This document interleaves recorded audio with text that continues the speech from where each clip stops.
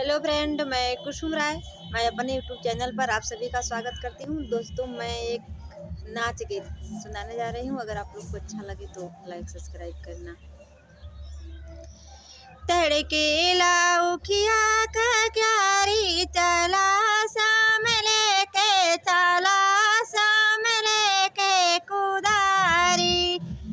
सास घरे नाही, ससुरे घरे नाही, सास घरे नाही, ससुरे घरे नाही।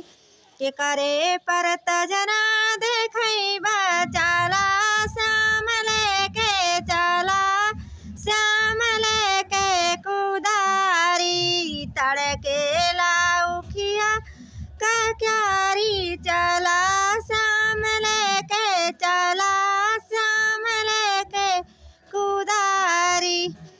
जेठ घरे नाही, जेठान घरे नाही, जेठ घरे नाही, जेठान घरे नाही।